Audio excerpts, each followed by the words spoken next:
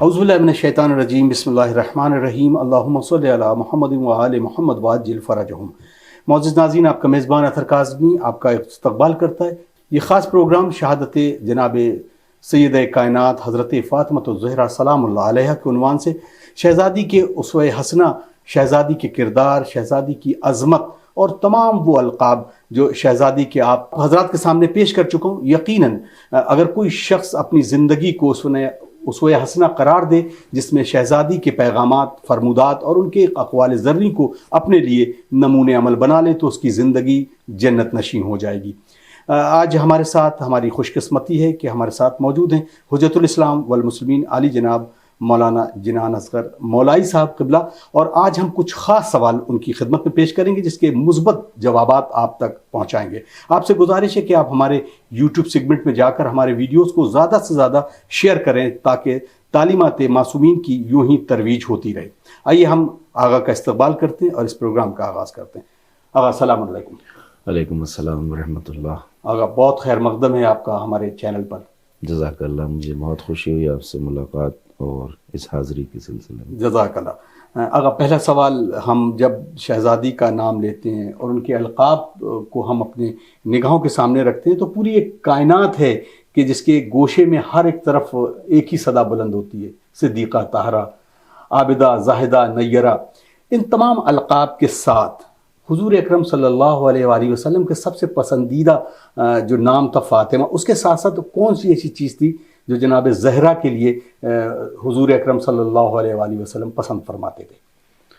बिस्मिल्लाहिर्रहमानिर्रहीम। शहज़ादी आलमियान हज़रत फ़ातिमा ज़हरा सलामुल्लाह अलैहा पैगम्बर अकरम की अज़ीज़ तरीन दुख्तर नेक अख्तर हैं, जिनसे आपको बेपनाह और वालिहाना इश्क़ और मोहब्बत रही और उसका इज़हार पैगम्बर अकरम ने मुख्तलिफ़ मौक़े पे किया है। पैगम्बर अकरम सल्लल्लाहु अलैहि वसल्लम ने अपनी लाडली बेटी हज़रत फ़ातिमा ज़हरा की अज़मत को ज़माने के सामने उजागर करने के लिए और उसे ज़माने से रोशनास कराने के लिए एहतमाम किया है, और वो एहतमाम पैगम्बर की ज़िंदगी में नज़र आता है। आपने ज़बानी एहतमाम भी किया और अमली एहतमाम भी किया।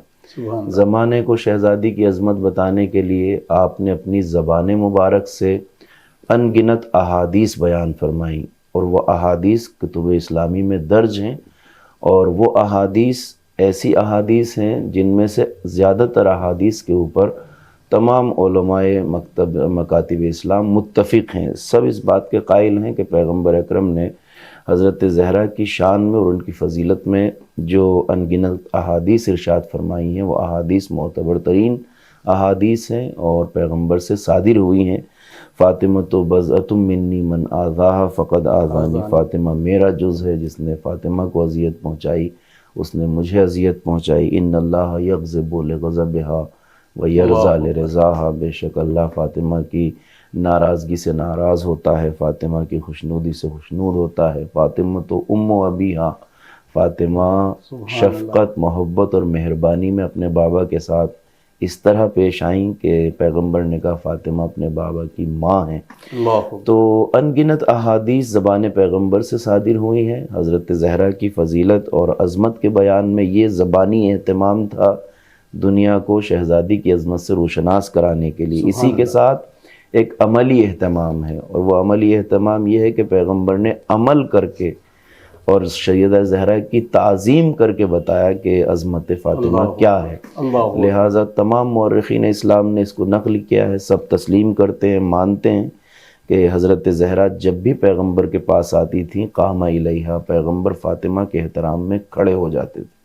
वजह तख्लीक़ कायनात सैयदुल अंबिया, जिसकी ताज़ीम में अंबिया, मुरसलीन, तमाम मलाइका अर्श खड़े होते हैं, वो ज़ात-ए गिरामी पैगम्बर अकरम सैयदुल अंबिया होते हुए हज़रत फ़ातिमा के एहतराम में और ताज़ीम में खड़े हो जाते थे। और ये अमल एक दो बार का नहीं है, ये रविश थी पैगम्बर की कि हमेशा जब भी फ़ातिमा आती थी आप खड़े होकर इस्तक़बाल फरमाते थे। ये अमली एहतमाम था फ़ातिमा ज़हरा की अज़मत के बयान का। और वो हदीस मारूफ़ है, सब जानते हैं कि पैगम्बर अकरम आए तत्हीर के नुज़ूल के बाद हर नमाज के बाद حضرت فاطمہ زہرا کے دروازے پہ تشریف لاتے تھے اور سلام پڑھتے تھے، السلام علیکم یا اہل بیت النبوت و یا معدن الرسالہ۔ ظاہر سی بات ہے جب یہ عمل پیغمبر کرتے تھے تو بالیقین اصحاب رسول اللہ ساتھ آتے ہوں گے، آنکھوں سے دیکھتے ہوں گے فاطمہ کے دروازے پہ رسول اللہ کو سلام پڑھتے ہوئے۔ تو یہ عظمت سیدہ کا جو بیان پیغمبر کی طرف سے ہے امت کے سامنے، یہ عظیم ہے اور منحصر ہے شخصیت حضرت سیدہ۔ سبحان اللہ، بڑی خوبصورت آپ نے وہ حدیث بیان کی، وجہ تخلیق کائنات، رسالت مآب صلی اللہ علیہ وآلہ وسلم، لیکن اس کے آگے جب اس حدیث کو پڑھتے ہیں وما خلقت الافلاق، کہ اس حدیث کو یقین جانیے، مطلب عرفان کی ان منزلوں تک پہنچنا بڑا مشکل ہے کہ جب کوئی یہ کہے کہ اگر فاطمہ نہ ہوتی تو علی خلق نہ ہوتے، اگر فاطمہ نہ ہوتی تو رسول اللہ خلق نہ کیا جاتا۔ رسول خدا فرما رہا ہے حدیث قدسی میں۔ تو اب اس زاویے سے اگر ہم دیکھیں تو امت مسلمہ کو ابھی کچھ چیزیں ہضم نہیں ہو رہی، اس حدیث کو کیسے بیان کیا جائے اور کیسے سمجھایا جائے کہ آپ تو ادھر بات کر رہے ہیں، یہاں تو وجہ تخلیق کائنات جو ہے اس کی تخلیق کے لیے جس کو وجہ بتایا جا رہا ہے وہ فاطمہ ہے، کیسے اس کو بیان کریں گے؟ بے شک رسول اللہ صلی اللہ علیہ وآلہ وسلم کی ذات گرامی کے سلسلے میں یہ تمام زبانوں پر جاری ہے یہ بات اور مشہور ہے، اور قرآن اس کا ثبوت ہے۔ پیغمبر کے سلسلے میں جو لولاک لما خلقت الافلاق، پیغمبر کے سلسلے میں قرآن میں آیا ہے کہ لولاک لما خلقت الافلاق، اگر آپ نہ ہوتے تو میں افلاق کو خلق نہ کرتا، کائنات کو خلق نہ کرتا۔ پیغمبر نے اپنی زبان مبارک سے جو مفسر واقعی ہیں قرآن کے، جو مبین واقعی ہیں قرآن کے، پیغمبر نے فرمایا کہ اگر فاطمہ نہ ہوتی تو مجھے اللہ خلق نہ کرتا، علی کو خلق نہ کرتا۔ تو یہ عظمت کا وہ مقام ہے کہ جس تک عقل بشری نہیں پہنچ سکتی۔ اس عظمت کا ادراک کسی عام انسان کے بس کی بات نہیں ہے کہ سیدہ زہرا سلام اللہ علیہا وہ ذات گرامی ہے کہ جو وجہ تخلیق ہیں پیغمبر کے لیے بھی اور امیر المومنین کے لیے بھی۔ اب ایک سوال کیونکہ ذہن میں ہر ایک بشر نو کے ذہن میں آتا، ہر ایک کا انسان کا سوچنے کا معیار الگ ہے اور اس کو عرض کرنے کا معیار الگ ہے۔ جب حدیث قصہ کا نزول یعنی آیت تطہیر کا نزول ہوا اور حدیث قصہ کے اندر ہم پڑھتے ہیں کہ اللہ نے نہ تو پیغمبر کے اعتبار سے تمام لوگوں کا تعارف کرایا، نہ مولا کائنات علی ابن ابی طالب علیہ الصلوۃ والسلام سے تعارف کرایا۔ تعارف اگر کرایا تو جناب شہزادی عالمیان حضرت فاطمہ الزہرا، اس کی خاص وجہ یعنی علت تو واقعی یقیناً خداوند متعال جانتا ہے کہ کیا ہے، لیکن جو تاریخ کے اوراق میں اگر جو چیزیں لکھی گئی ہیں اور ہمارے اکابرین نے اور ہمارے جو معصومین نے بیان کیا، اس کا کیا وجہ بتائی جاتی ہے؟ یقینی طور پر جو مرکز تعارف ذات صدیقہ طاہرہ کو اس چادر کسا کے نیچے جمع افراد کے بیچ کیا گیا ہے، اس میں یقینی طور پر بڑی گہرائیاں ہیں، بڑی گہرائیاں ہیں، بڑا عمق ہے۔ فہم بشری در واقع اس کی حقیقت اور کنہ حقیقت کو ادراک نہیں کر سکتی، اور وہ بہت مشکل ہے اور اس کو طے کرنا بھی کوئی آسان نہیں ہے۔ لیکن حضرت زہرا سلام اللہ علیہا وہ ذات گرامی ہیں کہ جو چادر کسا کے درمیان ہیں، چادر کسا میں اصحاب کسا کے درمیان ہیں، اور مرکز تعارف ان کی ذات گرامی کو قرار دیا گیا ہے۔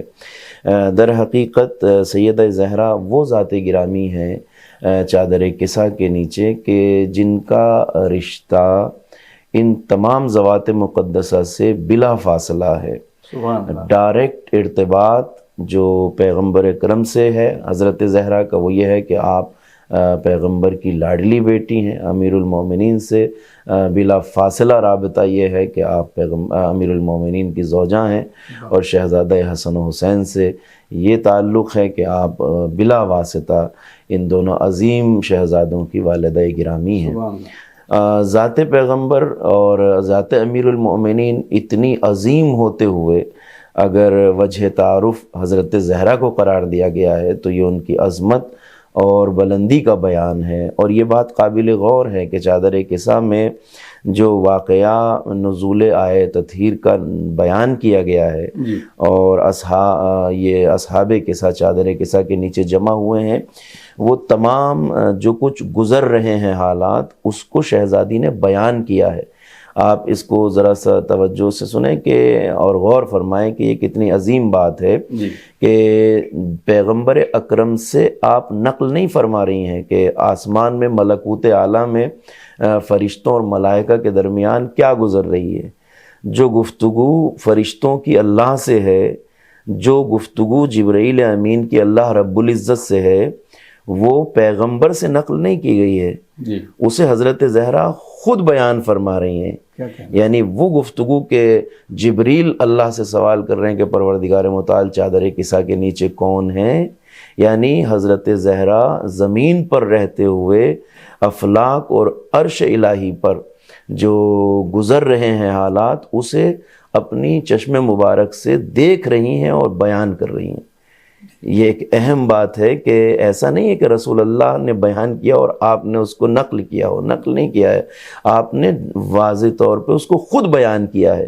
جو ملکوت اعلیٰ میں، جو عرش الہی پہ جو گفتگو جبرائیل امین اور اللہ رب العزت کے درمیان ہو رہی ہے، اور اللہ اپنے ملائکہ سے جو کچھ فرما رہا ہے کہ میں نے اس کائنات کو خلق کیا، زمین و آسمان کو خلق کیا، دریاؤں اور اس میں چلتی ہوئی کشتیوں کو خلق کیا، میں نے آسمان کو خلق کیا، یہ سب وہ چیزیں ہیں کہ جس کو حضرت زہرا بلا واسطہ بیان فرما رہی ہیں. یعنی جو گزر رہی ہے اسے آپ یہاں سن رہی ہیں، دیکھ رہی ہیں اور اس کو بیان فرما رہی ہیں حدیث کے ساتھ. سبحان اللہ. اگر اب کیونکہ ہم معصومین علیہ الصلاۃ والسلام کے فرمودات کو دیکھتے ہیں، خصوصاً علم کے حوالے سے، تو رسول گرامی صلی اللہ علیہ وآلہ وسلم کا قول بالکل آیا ہے، حدیث مبارک ہے کہ انا مدینۃ العلم و علی بابوا. ظاہر سی بات ہے ان دونوں معصومین کا ایک جو سلسلہ علم کے حوالے سے کہ ایک شہر علم ہے اور اس کا دوسرے دروازہ ہے.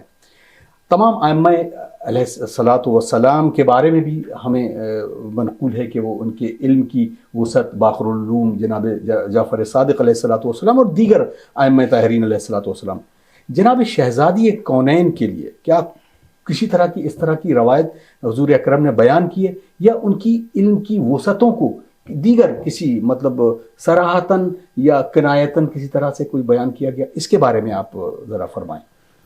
شہزادی عالیہ امان صلوات اللہ علیہ کے جو علم کی وسعت ہے اور آپ کے جو علم اور فضل کا منبع ہے، وہ وہی ہے جو امیر المؤمنین حضرت علی بن ابی طالب علیہ الصلاۃ والسلام کے علم کا منبع ہے، یعنی ذات پیغمبر اکرم صلی اللہ علیہ وآلہ وسلم.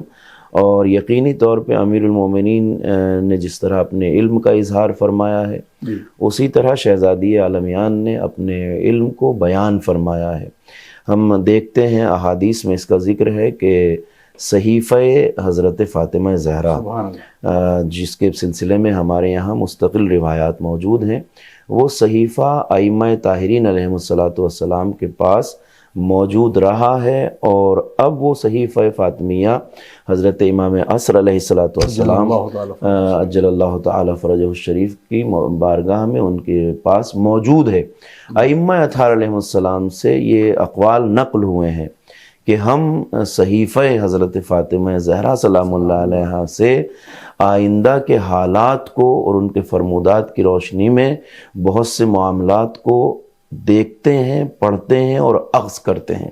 یعنی اگر اس صحیفے میں وہ باتیں سیدہ زہرا سلام اللہ علیہ بیان کی ہیں جو ائمہ طاہرین کے لیے ذریعہ استفادہ ہیں، تو اس کا مطلب یہ ہے کہ وہ علوم اور حضرت زہرا کی علمی شخصیت کا مرتبہ اتنا بلند ہے کہ جسے طے کرنا کسی بھی عام انسان کے بس کی بات نہیں ہے. جزاکم اللہ، جزاکم اللہ. اگر ہم اب اس سوال کی طرف جو بے حد اہم ہے، عالم اسلام نے تو کبھی کسی کی قدر نہ کی. یہ تمام چیزیں دیکھی ہیں، اپنی آنکھوں سے دیکھی ہیں اصحاب رسول نے.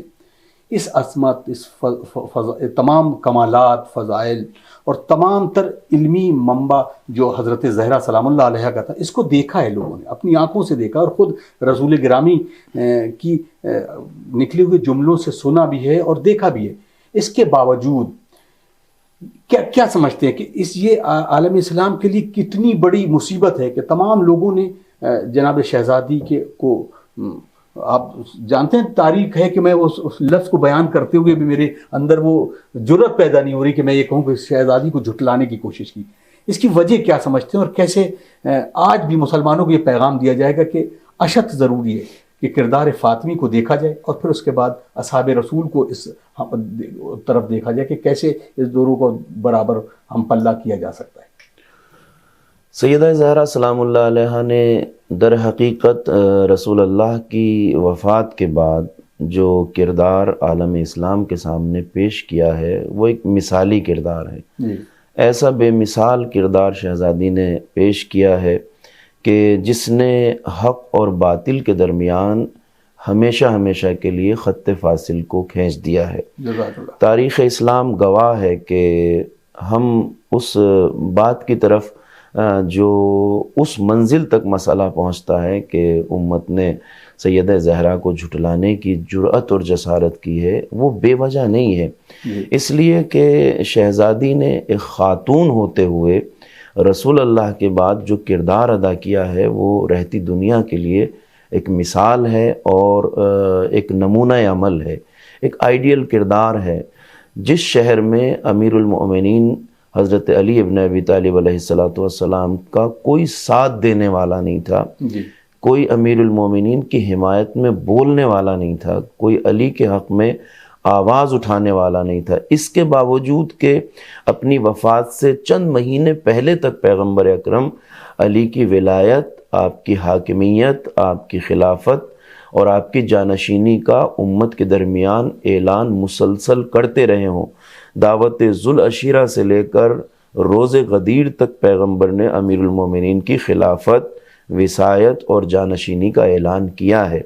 اتنے اعلانات کے باوجود جو امت کے سامنے رسول اللہ نے علل اعلان کیے ہیں، ان سب کو پس پش ڈال دیا گیا، اور روایت میں تذکرہ ہے کہ اسلام کے دونوں مرکزی شہر مکہ اور مدینہ، ان دونوں شہروں میں رسول اللہ کی زندگی میں ایک شخص، ایک فرد بھی مسلمان ایسا نہیں تھا جسے یہ بات یقینی طور پر معلوم نہ ہو، یقینی طور پہ معلوم نہ ہو کہ بعد رسول اللہ جانشین رسول علی ابن ابی طالب ہیں۔ سب کو اچھی طرح سے پتہ تھا۔